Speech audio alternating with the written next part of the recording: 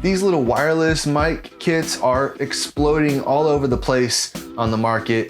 First you had the Rode Go set, and that was huge. Everybody loved it. It was small and convenient. And then it felt like everybody came out with them. And now we don't know who to pick, right?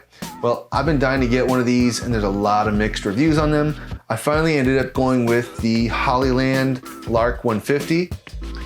Why? Well, I'm about to tell you why.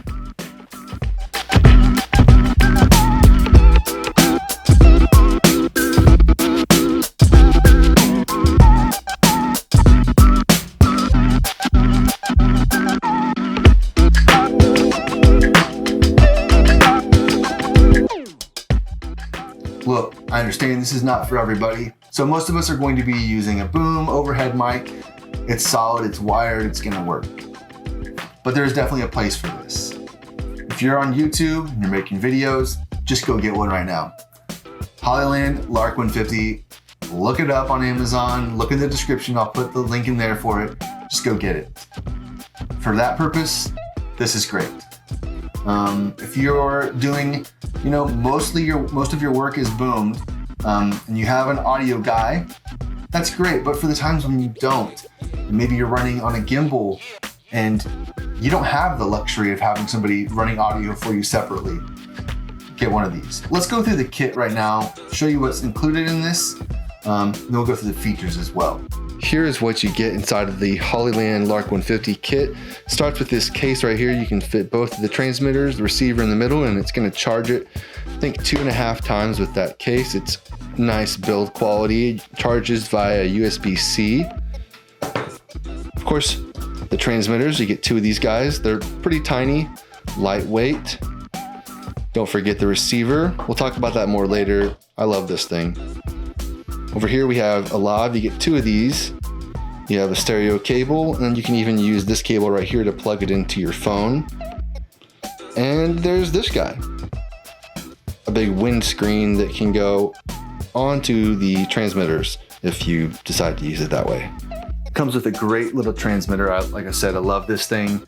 Tiny, clips on. You can use it by itself, but the audio is not going to sound quite as good as that way, and it's not going to look as good.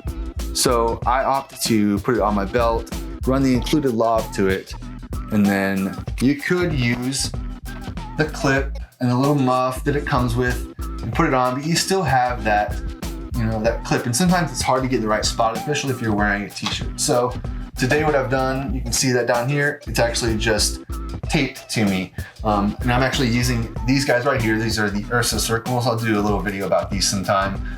They're great for being able to discreetly place lav mics on your talent. And that's the way I like to do it. So let's get into some of the features of the controls that you have on the transmitter and receiver. On the transmitter side of things, it's kind of featureless actually, which is not a bad thing. All it has to control is a mute and power button. Otherwise, you risk your talent kind of messing with it. And if they do happen to mute it over here, you'll see that on the receiver side, and you can unmute it without having to bug your talent. This receiver is one of my favorite parts of this kit. It's small, but has a lot of the features that you would expect in a more expensive kit. You get really easy to see readouts on each of your transmitters that are color coded. You get battery levels, you get a meter, you get signal strength, you get the battery level of the receiver, as well as your mode. We're shooting in mono with this right now, but it can also go in stereo, or you can do it with a safety track where you can only use one transmitter, and then it sends a slightly decreased level down one of the tracks. On top of it, you'll see you actually have tactile knobs, nice and big. I have big fingers, so these may look a little small, but that's the thing. Most of these, it's a button that you're trying to navigate through a menu, and that's all you get. These knobs here are incredible. They're also push buttons that allow you to remotely mute the tracks or unmute them if your talent happened to accidentally do that. On this side, you can see we have our output going to the camera, but one feature it has that you're not going to find on every one of these is a headphone jack. That is incredible. So with my camera that I have here, I don't have a headphone jack. I have to just kind of blindly hope that my audio is okay. This right here, it lets me actually monitor that audio before it runs into the camera. And as long as my camera is not clipping, I know that I have good audio. On paper, and even in my hands when I'm messing with this thing, I love it. I feel like they did a great job putting this together. But let's be real, if this doesn't work when we get out there and start walking 10, 15, 20 feet and more away, or we turn and our body is between the transmitter and the receiver and we get those drops, then it's not really worth it, right? So let's get out there and do some real world tests. So I have the mic positioned on my body in a pretty normal spot that's on the back side of me to keep things concealed, but also means that my body's between the transmitter and the receiver. Let's go ahead and see just how well this does. So here we are, we're at about 20 feet away. Let's see how it sounds. Are we getting drops yet? Let's do another 10 or 20 feet and see how it works. We're in some pretty normal conditions. There's a little bit of wind, but it's pretty open right now. So here we are at about probably more like 50 feet. Hopefully we have some pretty good signal still. And we'll see if there's any drops. I'm gonna try and keep talking. Here we are at about probably more like 75 feet.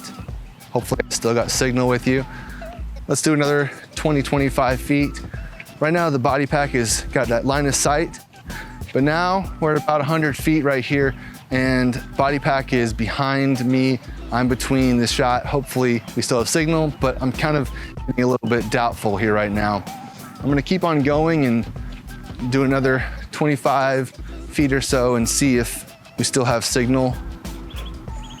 I don't think anybody's gonna be shooting anything this far away, honestly, not in a real world scenario, but we'll keep going and see when it drops out here.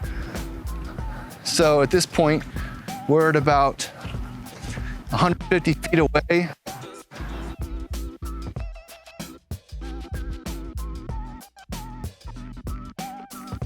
By putting my body between the transmitter and receiver, I feel like I gave a good real-world test of how this kit performs. Now the results, take them and use them how you want. If you know that you're gonna need something that performs flawlessly at 150 feet, this kit's not for you. It's just not gonna do it. But if you're like most people, and you're not gonna need to be shooting things at great distances, this kit is rock solid. I think the audio quality is great. The features it provides are just what you need, but not so much that it's overwhelming. And the cost is great. So I said there was gonna be a problem with this, and there is potential big problem with this thing. And that is that the output for the headphones is not an independent volume control. When you adjust the output gain going to your camera, it also adjusts your headphone volume. So if you have to crank up that gain going to your camera, it means you're gonna have screaming loud headphone volume. Or it could be the other way. It could be very quiet if you're having to knock it down. Do with that what you want, but I kind of see that as a potential problem for some end users. At the end of the day, everybody's situation is different. So whether this works for you or not, it's really up for you to make that decision. But I hope that this video helped you make a more informed decision. And if it did, please consider liking and subscribing to this channel, as I'll be bringing out more content just like this all the time. Have a good one.